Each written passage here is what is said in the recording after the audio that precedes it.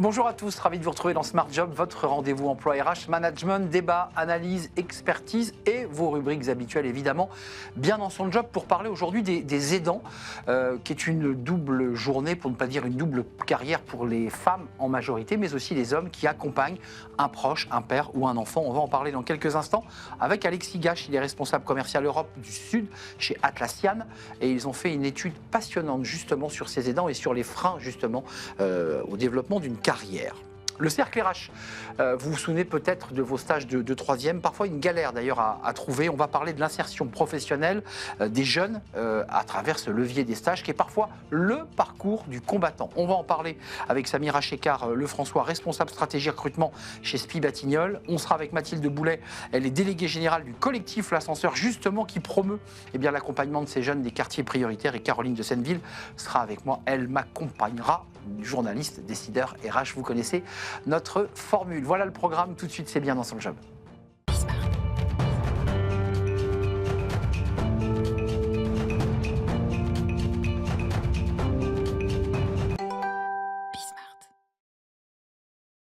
Bien dans son job pour parler d'un sujet dont on parle beaucoup sur ce plateau dans Smart Job, les aidants. On les appelle les aidants familiaux, double journée, difficulté de pouvoir progresser dans la carrière. On va en parler avec vous, Alexis Gache. Merci d'avoir répondu à notre invitation. Responsable commercial Europe du Sud chez Atlassian, avec une étude alors, qui est le fruit en fait, d'un travail à travers vos clients et des datas pour faire remonter ces enjeux de santé. Atlassian, ce qui est intéressant, c'est que vous faites de la tech et de l'IA. Et on se dit comme ça, intuitivement, tiens, pourquoi Atlassian s'intéresse et se penche sur le sujet des aidants ? C'est une bonne question. En fait, si on repositionne d'abord Atlassian, comme vous le disiez, c'est un éditeur de logiciels australien. Déjà, ça c'est particulier, parce que la plupart sont américains, mais on est australien. Et on œuvre dans le domaine de la collaboration, de la gestion de projet, du partage, et ainsi de suite. Donc on fournit un certain nombre de plateformes logicielles qui ont vocation à améliorer les échanges entre les différentes équipes d'une organisation. Maintenant, à la question pourquoi est-ce qu'on s'est intéressé à ce sujet-là, c'est que d'une manière générale, l'ADN d'Atlassian est un peu particulière au sens où on s'est souvent posé la question de savoir comment les nouvelles méthodes de travail pouvaient influer sur la productivité, sur le bien-être au travail, ce genre de choses. Et là, vous allez plus loin. Et donc là, on s'est dit, on avait d'ailleurs échangé sur le télétravail, le travail à distance. Et là, on s'est dit, ce serait intéressant de regarder un sujet de société, qui est, il y a de plus en plus d'aidants dans les organisations, dans les sociétés européennes, occidentales d'une manière générale. Le vieillissement de la population. Alors, en France et en Occident, d'une manière générale, c'est le vieillissement de la population. Et donc, ces gens se retrouvent à avoir une certaine difficulté à orchestrer leurs activités professionnelles et personnelles. Et on voulait quantifier et mettre des chiffres derrière ce phénomène. Alors, l'étude est extrêmement intéressante. 53% des aidants familiaux français, ça c'est votre étude, déclarent faire des heures supplémentaires pour compenser le retard lié à leurs obligations personnelles. Donc ce qui commence à ressembler à une souffrance professionnelle, parce qu'on est en fait, on a deux fers au feu et on essaie de compenser le travail qu'on ne fait plus. Exactement. C'est terrible. Donc la grosse difficulté aujourd'hui pour ces gens, c'est d'arriver à associer ces deux vies-là, comme vous le disiez, c'est limite deux métiers. À la fin de son premier métier, on passe au deuxième, qui est d'aider sa famille ou ses proches d'une manière générale. Ce qui est intéressant de noter, c'est que le chiffre pour la France est légèrement plus bas que les autres pays européens. C'est-à-dire que là, on est à 53%, je crois, pour la France. Oui. On est un peu plus 70% dans certains autres pays européens. Donc la France a quand même une position qui est un peu plus intéressante, enfin, favorable, mais le chiffre reste très alarmant, je vous l'accorde. 58%. Toujours en France, parce qu'on voit bien qu'il y a aussi l'idée de pouvoir les comparer avec d'autres pays anglo-saxons ou européens. 58% estiment que la conciliation des agendas personnels et professionnels améliore leur capacité à coordonner leurs responsabilités. Si on le prend en creux, ceux qui n'ont pas de conciliation d'agenda et des managers un peu rigides, c'est l'enfer. Exactement. Cet élément, il est intéressant, parce que, comme je vous le disais, Atlassian s'est intéressé à ces sujets-là depuis un certain nombre d'années. Et nous, on promeut la flexibilité. Et donc, on voulait voir si cet axe de flexibilité pourrait être de nature à adresser certains des challenges auxquels font face ces fameux aidants. Et c'est un élément sur lequel nous, on a énormément travaillé. Alors, on le mettait au travers historiquement du prisme du télétravail. Post-Covid, beaucoup de gens ont modifié leurs pratiques. Et en fait, cette étude permet de démontrer qu'en fait, ce que nous avons mis en place il y a quelques années, au travers de cette méthodologie, cette recherche qu'on a pu faire, serait probablement de nature à aider cette population qui qui est grandissante. L'INSEE annonce que 25% de la population sera dans la catégorie des aidants. Selon le CIRP, c'est entre 8 et 11 millions de proches aidants non professionnels. Ce sont des gens qui cumulent, c'est votre étude, leur boulot et à côté, et ça va aller en grandissant.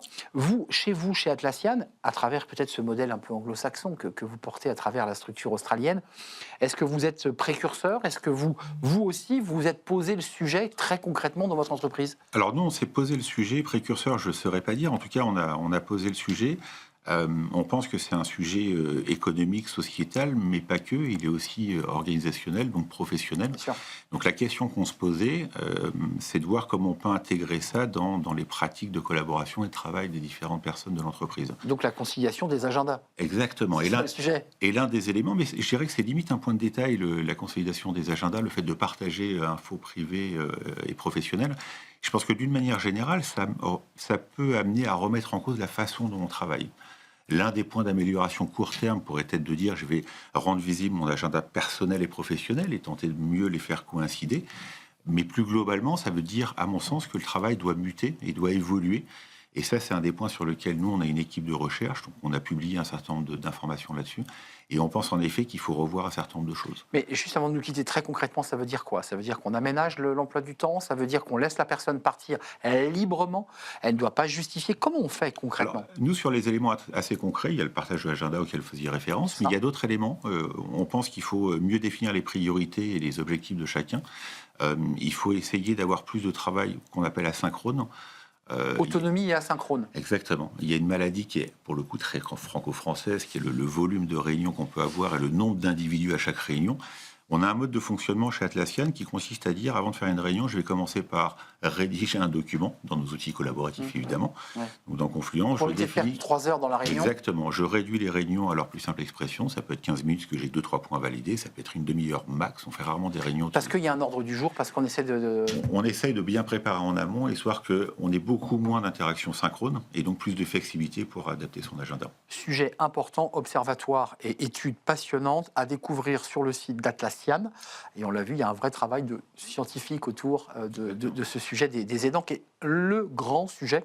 Et on n'a pas eu le temps d'évoquer, évidemment, le dialogue social et les accords autour de ces sujets. Merci Alexis Gage d'être venu nous rendre visite. C'est un vrai plaisir. Responsable commercial Europe du Sud chez Atlassian et non pas Atlassian, comme on serait tenté de le dire. Merci à vous. On tourne une page. Tiens, on s'intéresse. Peut-être l'avez-vous vécu, cher Alexis, le fameux stage de troisième pour vous ou vos enfants, le casse-tête du stage de troisième. Et on est parfois bloqué. On vient de zone rurale, on vient de quartier prioritaire. On n'a pas le réseau, on n'a pas les contacts. Et le stage, c'est la porte d'entrée vers l'emploi. On en parle avec mes invités. Et c'est le cercle RH, c'est le débat de Smart Job.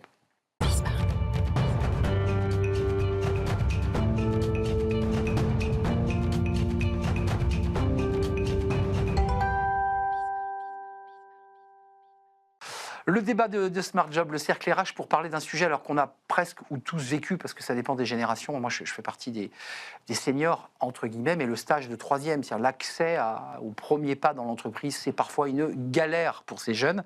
Pour ceux qui n'ont pas de réseau, dont les parents n'ont pas de contact, qui sont parfois isolés, c'est très compliqué d'accéder à ce stage. Et pourtant, qu'il est utile, ce stage, parce qu'on voit de grandeur nature des salariés, une entreprise, on va manger à la cantine, on partage des choses, et on en parle avec mes invités. Vous l'aurez compris, on va parler d'insertion professionnelle à travers ce stage. Samira Chekar, ravi de vous accueillir. Chekar Lefrançois, je ne voudrais pas couper votre nom en deux, responsable stratégie recrutement marque employeur au sein du groupe SPI Batignolles, avec une vraie politique volontariste en matière de recrutement, de stage, récompensé d'ailleurs à ce prix du capital humain, aux victoires du capital humain, justement sur votre politique de stage ou d'accompagnement et d'intégration des stagiaires. Merci d'être là. Merci. À vos côtés, Mathilde Boulet. Bonjour Mathilde. Bonjour. Ravi de vous accueillir, déléguée générale du collectif L'Ascenseur, avec une étude, un baromètre sorti en novembre dernier, dont vous allez nous parler. On parlera dans cette émission aussi de ces jeunes coupés, ruraux ou des quartiers prioritaires qui, évidemment, sont parfois plus en difficulté pour accéder au stage. Et puis avec moi, Caroline de Senneville. Bonjour Caroline. Bonjour Arnaud. journaliste décideur RH, évidemment les victoires du capital humain, Organisé par Décideur. organisées par décideur RH, faut-il le préciser, avec beaucoup de belles initiatives, de belles entreprises. Commençons avec vous, Caroline, quelques chiffres, justement, puisqu'on parle de ces stages. On a toujours l'impression que c'est facile. En fait, c'est pas si simple que ça. C'est pas si simple. Déjà, le stage de seconde, il est obligatoire depuis juin 2024. C'est une durée de 15 jours et il concerne environ 560 000 lycéens. Et les chiffres pour l'été 2024, selon le ministère de l'Éducation, il y a 30% des élèves de seconde qui n'avaient pas trouvé de stage. Il y a un vrai enjeu de réseau familial notamment, mais c'est pour pouvoir trouver des stages, c'est une vraie difficulté pour certains de ces jeunes. Juste d'un mot, parce que le baromètre évoque 74% des jeunes qui se projettent avec appréhension dans le monde du travail. C'est un des éléments de votre étude, on y reviendra. Ça aussi, c'est intéressant. Le stage, c'est aussi une manière de casser ces appréhensions, de peut-être même trouver sa vocation. Et là, on voit que la majorité, ils ont un peu peur. Exactement, il y a énormément d'appréhension de la part des jeunes avant d'entrer dans le monde professionnel. C'est pas forcément basé sur une réalité. Nous, le baromètre qu'on a sorti en fin d'année dernière, donc c'est la 2e édition de ce baromètre, et c'est un baromètre des inégalités ressenties par la jeunesse. Donc on n'est pas sur des données factuelles. C'est leur ressenti. On sait que les sujets de discrimination sont forts et très lourds et très factuels dans notre société. Mais nous, on a voulu savoir comment les jeunes se sentaient dans notre société en tant que citoyens, comment est-ce qu'ils s'engageaient dans cette société et est-ce qu'ils y trouvaient une place. Donc on est vraiment sur du ressenti. Et effectivement, merci d'avoir mis en lumière ce chiffre. Il y a des grandes appréhensions, il y a encore plus d'appréhensions chez les jeunes issus de milieux ruraux, chez les femmes aussi. Le genre est vraiment un biais énorme. Ils ont beaucoup de mal ils ont beaucoup de difficultés à se projeter. Ça ne veut pas dire qu'ensuite ça se passe mal, mais ça veut dire qu'ils ont du mal. Non, c'est le passage. Voilà, à s'y voir. Et donc, de fait, ils vont s'auto-censurer parce qu'ils vont se dire, ça, c'est pas pour moi, ce stage, c'est pas pour moi. Et ça commence très mal, parce qu'on cherche des femmes ingénieurs, parce qu'on cherche des secteurs qu'on doit féminiser. Et en fait, quand on n'a pas accès à un stage qui nous projette tout de suite dans une carrière dans laquelle on a envie d'aller, eh bien, ça favorise ce phénomène d'autocensure, parce qu'on se dit, on n'a pas eu ce premier entrée, parce que le stage de 3e et de seconde, c'est les premiers contacts avec le monde professionnel, c'est essentiel. Justement, Samira, je ne veux pas revenir sur ce prix qui vous a récompensé, mais justement, vous avez été récompensé pour cette initiative. Comment vous avez fait? D'abord, quel a été le concept avant de recevoir le prix? Qu'est-ce que vous vous êtes dit sur cette question des stages et qui a fait que vous avez été récompensé?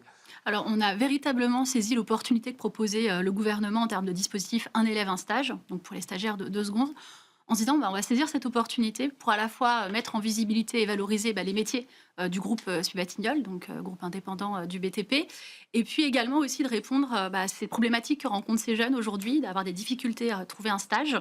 Et nous sommes basés, nous, à Nanterre. Donc on s'était dit, on va être aussi un acteur économique actif sur ce secteur et d'ouvrir en tout cas ces possibilités auprès de ces jeunes. Donc on a véritablement saisi l'opportunité que proposait le gouvernement pour en faire quelque chose de valorisant à la fois pour le groupe Subatignolles, mais également pour ces jeunes. J'allais y venir parce qu'on a aussi quelques chiffres. Il y a le stage, alors ça, je dirais, c'est très macro. Puis on a tous vécu ces jeunes qui traînent dans des couloirs parce qu'ils ne sont pas encadrés, parce qu'ils ne savent pas où aller, parce qu'on ne les accompagne pas, et qu'au final, c'est quelques jours, quelques semaines, 15 jours, on se dit, mais c'est complètement nul, une entreprise, personne ne m'a parlé. C'est un sujet, ça, quand même. Alors oui, et c'est la raison pour laquelle on l'a pris avec sérieux. On a fait en sorte que ces 15 jours soient 15 jours extrêmement enrichissants et utiles pour ces jeunes. Et c'est la raison pour laquelle nous avons été primés. C'est le contenu, finalement, qui a fait véritablement la différence, et de ne pas avoir recruté des jeunes pour des jeunes, et puis effectivement, les voir arriver dans des couloirs et de se dire, c'est bien, on a répondu à la demande. On a coché la croix, exactement. C'est qu'on les a encadrés. Ils ont eu l'opportunité à la fois de participer à des ateliers de sensibilisation sur la fresque du climat, sur le handicap, sur la gestion des réseaux sociaux, mais pas que. Il y a eu des interventions aussi de nos professionnels, à la fois du secteur informatique, de la communication, de nos métiers qui sont notre cœur de métier, c'est-à-dire tout ce qui va être les métiers de l'exploitation. Ils ont participé également à des visites de chantier, ils sont intervenus dans des ateliers aussi également. Donc on a fait en sorte que ces 15 jours soient 15 jours extrêmement enrichissants pour eux. Et je fais une passerelle parce qu'on a aussi, Caroline a des chiffres sur les inégalités sociales et donc la difficulté d'y accéder, avec peut-être des choix géographiques, de choix d'origine. Vous parliez de Nanterre, des jeunes peut-être plus en difficulté à qui vous avez tendu la main pour faire le pont. Alors en effet, il a fallu effectivement, ils ont eu l'opportunité, ces jeunes, de pouvoir candidater sur la plateforme Un élève, un stage. Donc cette plateforme est mise à disposition par le gouvernement. Nous, on a mis effectivement notre offre qu'on allait proposer du coup à ces jeunes. Malheureusement, on était effectivement limité en termes de volume. Ça, c'est l'entonnoir, ouais. Exactement. Donc on a fait en sorte de favoriser également ces jeunes qui sont issus autour de Nanterre, parce qu'il y a aussi un sujet d'accessibilité. Donc on ne pouvait pas se permettre de prendre des jeunes qui habitent trop loin pour des raisons de sécurité. C'est un gros sujet. Exactement. Qui vient le chercher, qui l'accompagne, à quelle heure je sors de l'entreprise. Voilà. Est-ce qu'il est d'ailleurs, c'est un vrai sujet, est-ce qu'il est responsable, l'entreprise est responsable de lui comme un salarié s'il a un accident par exemple? Oui, donc c'est l'assurance civile de l'entreprise tout simplement qui prend en charge. 36% des jeunes, ça c'est toujours votre étude, et là ça devient intéressant puisqu'on a aussi de notre côté, avec Caroline, des chiffres, considèrent que les dynamiques inégalitaires les empêchent d'accéder à des opportunités. J'aurais posé le sujet à l'envers.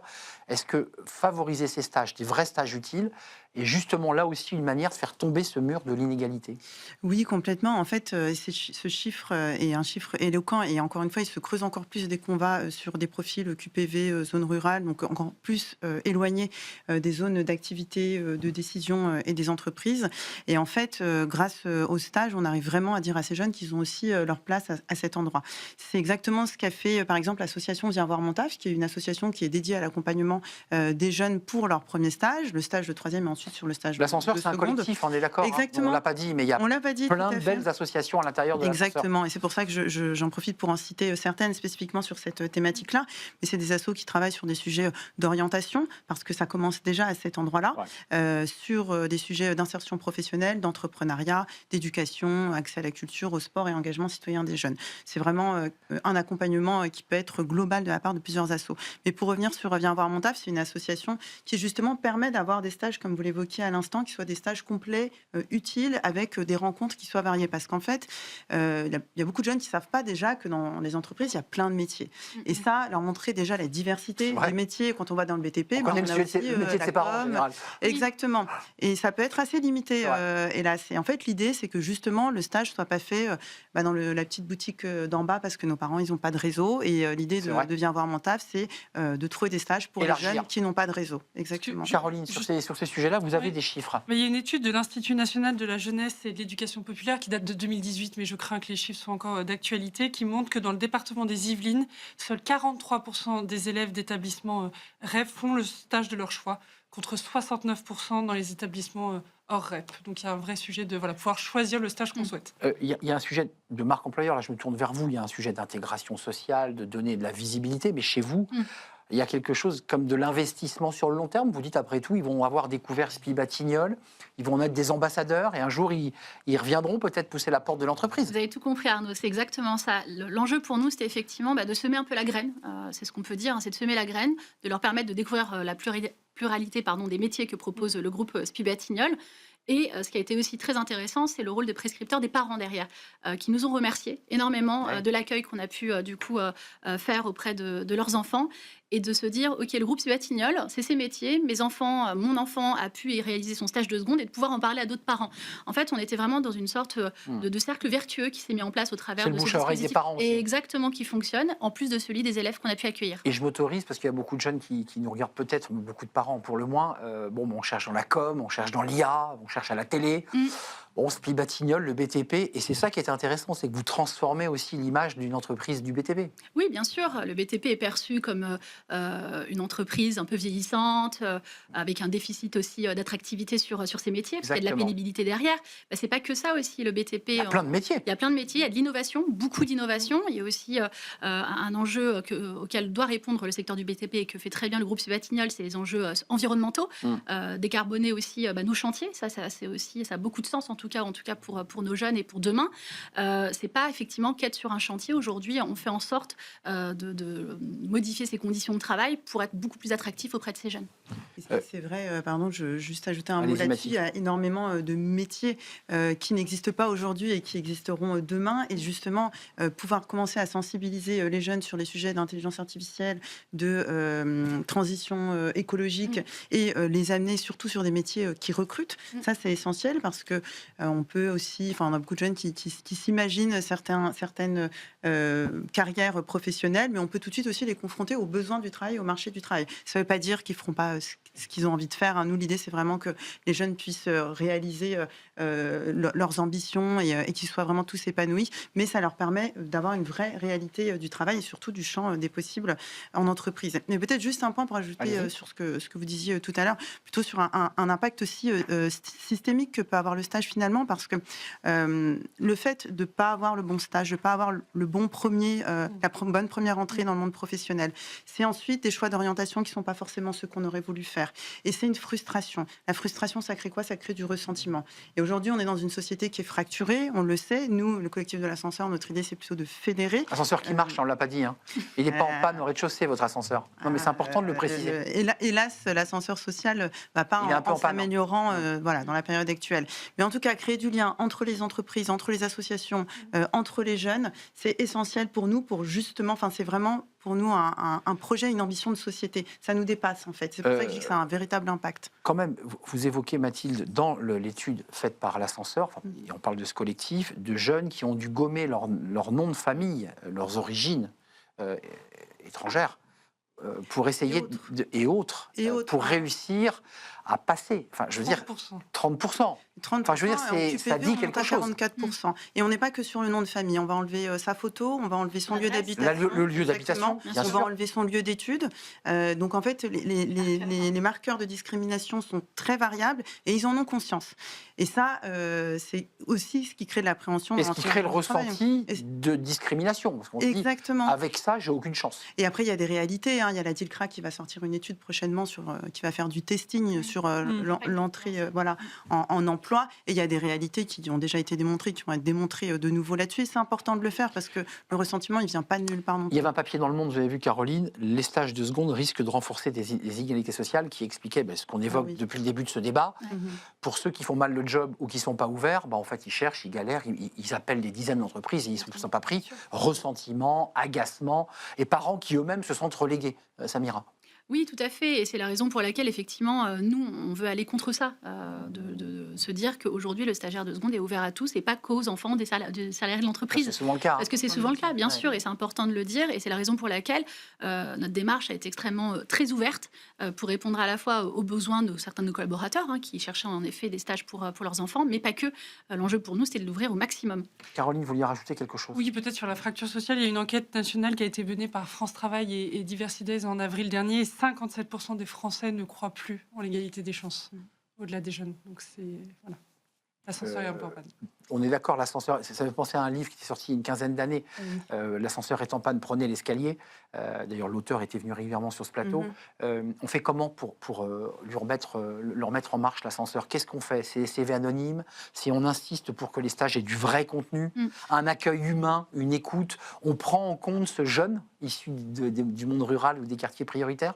On prend en compte déjà comment se sentent ces jeunes. C'est pour ça que nous, on a choisi de faire ce baromètre des inégalités ressenties, parce que c'est important de leur donner la parole, de savoir comment ils se sentent dans notre société. Derrière, nous, ce qu'on essaie aussi, c'est de visibiliser un maximum l'accompagnement des assos. Parce que c'est comme ça qu'on va les aider à vaincre ce sentiment, ce réflexe d'autocensure, qui est un réflexe aussi, encore une fois, systémique. C'est pas de leur faute, c'est parce que les discriminations existent. Mais en tout cas, il y a des solutions. Des associations dans le collectif de l'ascenseur, il y en a une centaine qui accompagnent les jeunes à chaque étape. Ça va vraiment de la petite enfance jusqu'à l'insertion professionnelle. Et je pense que vraiment, continuer à créer du lien avec les entreprises, inciter les jeunes à aller voir des assos et diffuser au maximum ce que font les assos pour accompagner les jeunes, c'est essentiel. Ça marche dans les deux sens. Et le ressenti des collaborateurs, parce que les collaborateurs, parfois, moi j'ai été dans d'autres entreprises, alors, on voit arriver les stagiaires, on se dit mais qu'est-ce qu'on va faire de tous ces stagiaires? On ne sait pas où les mettre, ils nous posent plein de questions. Enfin, c'est aussi la réalité d'un collaborateur. Il faut les préparer, les collabs. Il faut leur dire, attendez, accueillez-les, laissez-leur un peu de place, quoi. Et c'est ce qu'on a fait, c'est ce qu'on fait d'ailleurs, et pas que dans le cadre des élèves l'accueil des élèves de stagiaires, de seconde, pardon, c'est qu'effectivement, on accompagne à la fois nos tuteurs, donc ceux qui accueillent nos alternants, et nos tuteurs de stage également, avec effectivement un accompagnement, j'ai envie de dire, de proximité, parce que ce sont eux qui vont être les premiers référents, au-delà de l'aspect administratif et contractuel, ce sont eux qui vont accompagner du coup ces stagiaires au quotidien. Il y a un petit onboarding, il faut la carte de cantine, il faut savoir il faut un PC, savoir sur quel chantier je me trouvais, où sont mes EPI, donc tout la sécurité quand même. La sécurité qui est fondamentale au sein de SPI Batignolles, et donc il est important pour nous effectivement de sécuriser cela pour s'assurer qu'effectivement le parcours, l'alternance ou le stage qu'ils vont réaliser chez nous sera le plus enrichissant. Donc c'est un vrai engagement pour vous aussi en termes d'accueil, en termes de disponibilité des collaborateurs. Mais bien sûr, parce qu'aujourd'hui, c'est environ 1500 recrutements par an. On recrute 1500 nouveaux collaborateurs. Et 250 alternants. Et 500. 500. Ah, vous avez doublé le chiffre sur la fiche 500 que j'ai. alternants stagiaires. Ah, stagiaires. Voilà, voilà. La feinte. Exactement. Donc c'est quand même un tiers de nos recrutements chaque année. On ne peut pas se permettre effectivement. Donc vous avez des alternants qui ont commencé par le stage. Alors certains, oui. C'est ça qui est fait. intéressant. Exactement. Ce qui est très intéressant et ce qui est intéressant, c'est comment on a réussi à recruter ces stagiaires et ces alternants. C'est avec ce que vous évoquiez là à l'instant, les relations de proximité. C'est être présent dans les CFA, dans les lycées, dans les écoles d'ingénieurs. C'est de s'assurer que tout ce maillage, on l'est bien occupé pour pouvoir les recruter derrière. Donc, vous voulez aussi nous dire sur ce plateau, et c'est important qu'on l'entende, SPI Batignolles, une école, enfin une entreprise à l'écoute et au plus proche des jeunes. Oui. Et voire des très jeunes, parce que quand on est en seconde, on a 15 ans. Tout à quand fait. on n'a pas redoublé. Tout à fait. Et on a un maillage territorial très dense. Donc, il est important pour nous d'occuper le terrain, j'ai envie de dire, parce que nos chantiers sont partout en France. Et donc, il est important d'être au plus près de ces acteurs locaux, de pouvoir dispenser des cours, participer aux portes ouvertes et de valoriser nos métiers, la marque SPI Batignolles, et les recruter en stage, et ensuite, effectivement, en alternance, et ensuite, on l'espère, en CDI. On ne l'a pas dit, ça commence quand les stages ? Il y a une saisonnalité du stage ? Il y a plusieurs périodes. Il y a plusieurs périodes. Juin, et en général, d'ailleurs, quand ils ne trouvent pas de stage officiellement, ils peuvent aller dans leur lycée, mais sauf que le lycée est souvent monopolisé par les épreuves ou du les bac. Ouais. Donc c'est une vraie difficulté aussi pour les chefs d'établissement. Et une autre des difficultés, facile. c'est que vous l'évoquez, ça a été mis en place il y a un peu plus d'1 an maintenant, mais de manière extrêmement rapide. Et en fait, ce qu'il faut savoir aussi, c'est que donc nous, on a pas mal d'assauts qui travaillent sur le stage de 3e. Il y avait déjà beaucoup de jeunes qui ne trouvaient pas un stage qui leur correspondait. Ouais. Par-dessus ça, on est allé mettre le stage de seconde. Alors, moi, encore une fois, le lien avec l'entreprise, il est plus long que le stage essentiel. de 3e. Plus long que le stage de 3e, mais si on veut qu'un dispositif fonctionne, il faut s'assurer que le dispositif précédent aille au bout avant d'aller sur d'autres dispositifs. Encore une fois, c'est essentiel qu'il y ait un pied dans l'entreprise qui se fasse régulièrement. Donc le stage de seconde, c'est superbe, mais il faut aller au bout aussi du stage de 3e. Et vous estimez qu'on n'est pas allé suffisamment loin sur le stage de 3e ? Et non, parce qu'il y a toujours des jeunes qui n'ont pas de stage ou qui n'ont pas le stage qu'ils souhaitent avoir. Et d'ailleurs, Caroline. selon l'étude de 2018 dont je parlais, pour les stages de 3e, 30% des élèves de collège en réseau d'éducation prioritaire ont dû contacter 5 entreprises minimum pour espérer obtenir un stage. À cet âge-là, c'est beaucoup, c'est contraignant. Donc ceux qui n'ont pas forcément le réseau de leurs parents sont en difficulté. Alors, Samira, allez-y, non, mais vous vouliez intervenir, j'avais une question à vous poser. Très rapidement, en effet, ceux que nous avons, nous, accueillis, n'avaient pas de réseau en juin dernier, mais ils sont repartis avec un réseau. Et ça, c'est hyper important aussi de l'avoir en tête, c'est qu'aujourd'hui, ils sont repartis avec un réseau.